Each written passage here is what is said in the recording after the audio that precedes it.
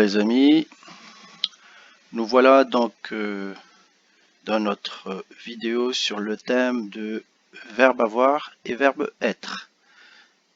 Donc tout d'abord, ça a pris un peu de temps par rapport à la Covid-19, ça a bousculé un peu le programme.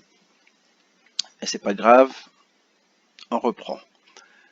D'accord, donc le verbe avoir. Le verbe avoir, en Sakalave, il y a deux mots qui peuvent remplacer le verbe avoir. C'est ma, na, nga ou miss. Miss, c'est le fameux miss qu'on entend souvent pour ceux qui ont voyagé déjà dans le nord de Madagascar. Vous avez probablement entendu ce mot plusieurs fois parce qu'on l'utilise beaucoup. Donc, avoir, c'est miss ou mananga. Mais le mot mananga, c'est surtout utilisé pour le patrimoine. Ça a le sens de avoir, mais surtout utilisé pour le patrimoine. Mais le mot miss est utilisé en général. Donc, si vous ne voulez pas retenir les deux, donc retenez tout simplement missi, car missi peut remplacer aussi le mot mananga. D'accord. Donc, on va voir. Zao miss, c'est j'ai. Ano missi, c'est tu as. Is missi, il ou elle a. Atika missi, nous avons. Zae missi, nous avons. C'est le fameux nous avons. Atika, c'est tu fais partie, c'est-à-dire la personne qui écoute fait partie. Et Zaemi, c'est la personne qui écoute ne fait pas partie. Donc nous avons, et toi tu ne fais pas partie. Anaromis, vous avez. Romis, ils ou elles ont. Donc ça c'est le verbe avoir. Bon, on va prendre quelques exemples d'utilisation.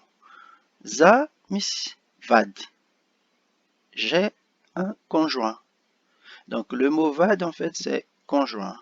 Ça peut être une femme ou un mari. Za mis vad. Za mis zanak. J'ai un ou des enfants. En fait, il faut remarquer que les mots, les noms communs en sakalave est indéfini, c'est-à-dire le nombre est indéfini. Donc là, si on regarde la première phrase ici, za mis vad, moi avoir conjoint, donc il n'est pas défini le nombre de conjoints. Donc ça peut être plusieurs en fait. Donc si vous voulez savoir, c'est-à-dire si vous voulez savoir combien, vous pourrez encore lui poser la question fil vadno, c'est-à-dire combien de vad tu as. Voilà. Parce que là, zamisivad ne définit pas le nombre de conjoints. C'est tout simplement que j'ai un conjoint. Donc, ça peut être plusieurs ou un seul. Voilà. Et c'est pareil pour za misizanka, j'ai un ou des enfants. Donc pour l'instant, c'est pour expliquer que j'ai mis un ou des, mais plus tard, on va prendre seulement, on va supposer que c'est au singulier, donc on ne va pas mettre à chaque fois un ou des, un ou plusieurs. Za misi vola. En fait, za misi vola, c'est j'ai de l'argent ou je suis riche. Ça peut vouloir aussi dire je suis riche. Za misi vola. Ou bien ça peut vouloir dire j'ai de l'argent. Donc, et là, comme on a déjà vu les pronoms personnels et qu'on a vu déjà les verbes, la conjugaison des verbes, donc vous n'avez aucun, si vous avez suivi les leçons, vous n'avez aucun problème à conjuguer le verbe avoir, miss, puisque comme vous savez, ça ne change pas. Il n'y a que les pronoms qui changent et après ça ne change pas. Donc zamis, ou bien vous dites zaemis, voilà, c'est pareil. Nous avons de l'argent ou bien nous sommes riches, c'est pareil.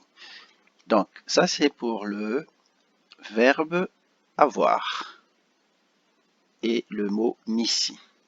Donc, on va voir le mot man. Le mot man, en fait, c'est pareil, hein, il n'y a pas beaucoup de changements dans la conjugaison, mais comme je vous ai dit tout à l'heure, c'est tout simplement l'utilisation qui change un peu du mot miss.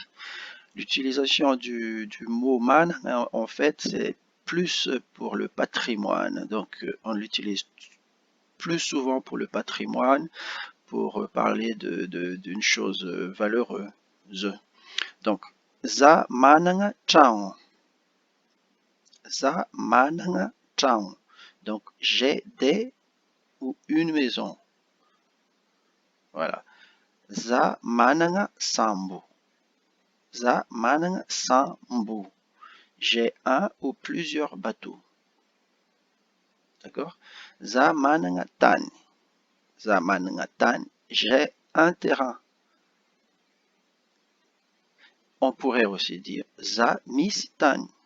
J'ai un terrain.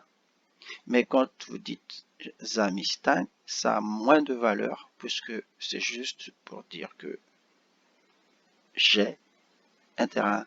Donc, maintenant que j'y pense, donc ce mot-là, en fait, mananga, c'est plus posséder. Voilà. Voilà. Posséder. Mananga, c'est posséder. C'est une possession.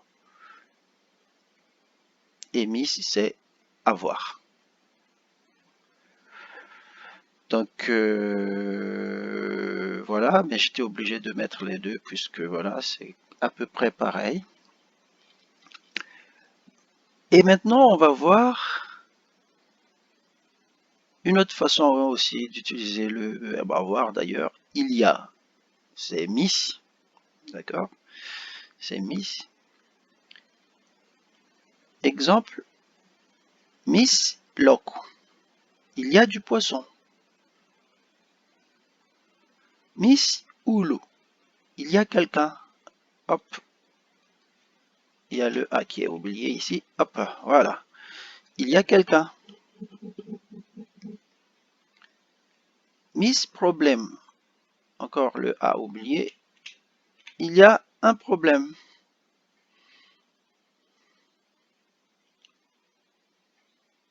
Miss Problème. Il y a un problème. Miss Oulu. Il y a quelqu'un. Miss Loco. Il y a du poisson.